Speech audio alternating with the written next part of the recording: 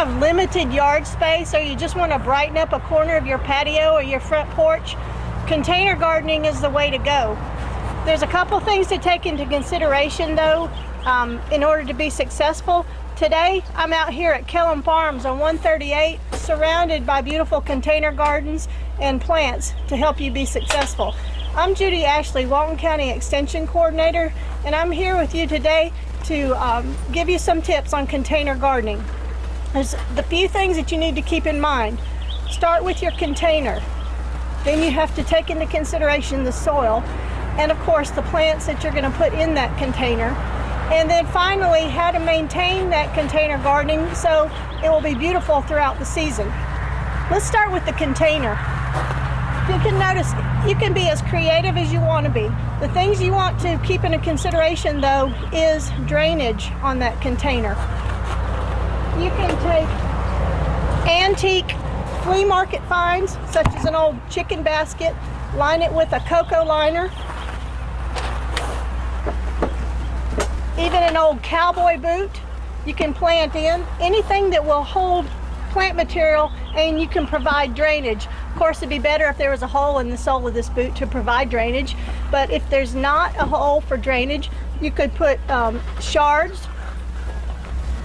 And what I mean by shards is broken pieces of pottery down in the bottom of the container, which will help with drainage if there's not a hole in the bottom.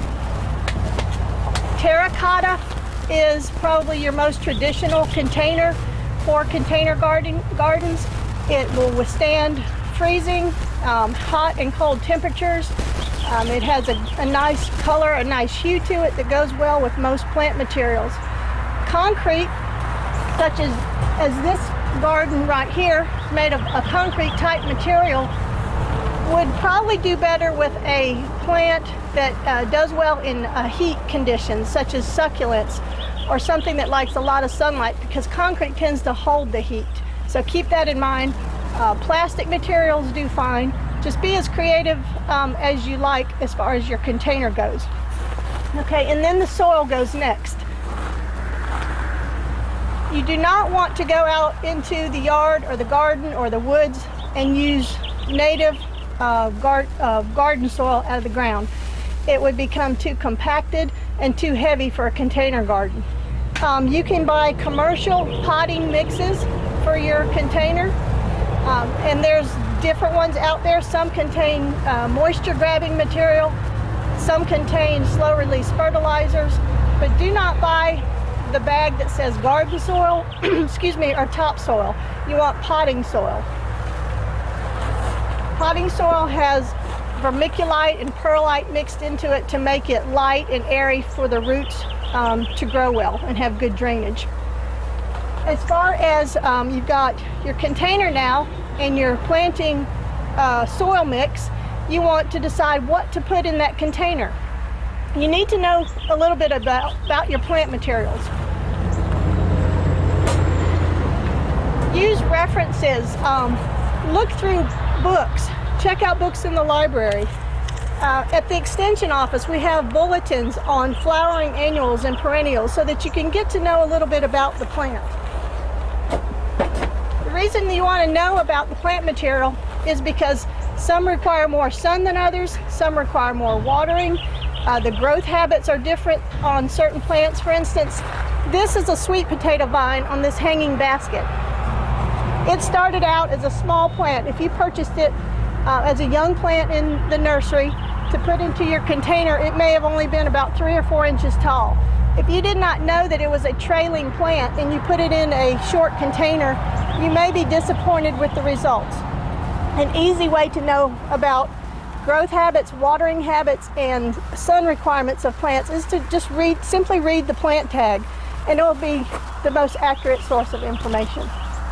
Also, don't always, when you go to some big box nurseries, don't always take for a fact where those plants are placed in that nursery. For instance, they should have shade plants under shade and those that require sun out in the sun. But I was just recently at one of our big box stores, and they had hostas in the shade, which is where they should be, but they had a large sign that said sun. And hostas are definitely a shade plant. So make sure you read that tag before you just take into consideration what the store is selling it as. So let's get back to the plants that you choose. You want to take into consideration the growing habit, how tall at maturity those plants are going to be, or long in this case, the color of those plants so they'll complement one another.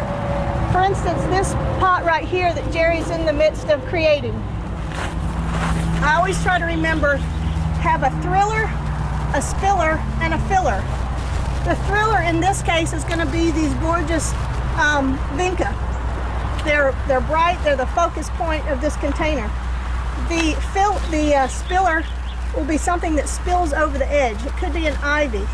It could be the sweet potato vine, something, a wave petunia, something that will spill over the edge.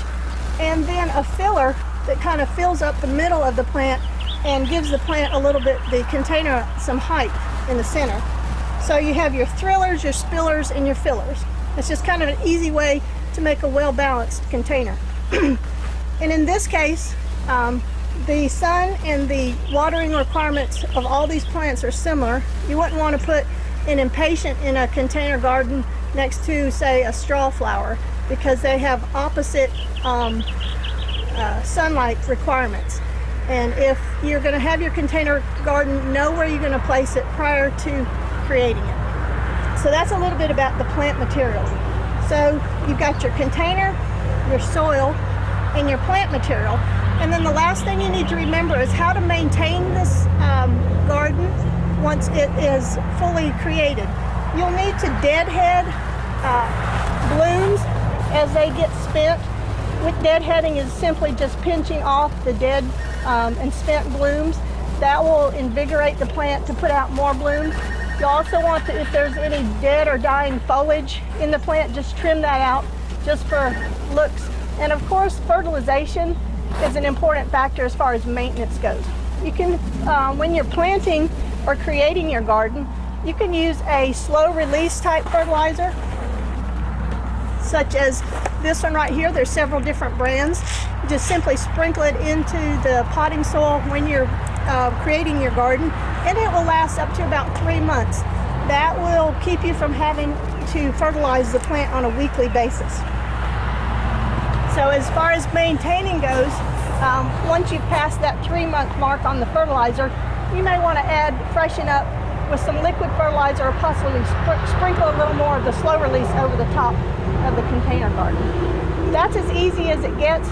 Like I said, if you have a small balcony apartment, or you have a large expanse of a porch or a patio, container gardening will beautify that space and give you many months throughout the season of enjoyable flowers. And if you have any questions and you're looking for beautiful plant material, this place where we are today, Kellum Farms, has a large variety, very healthy plants, and is very knowledgeable about their plant material, which is important when you ask questions where you're purchasing your plants, that they are familiar with the plants and the requirements of them.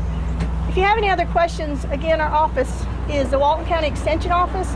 We're at 100 North Broad Street in Monroe, and our phone number is 770-267-1324. Have a good day of gardening.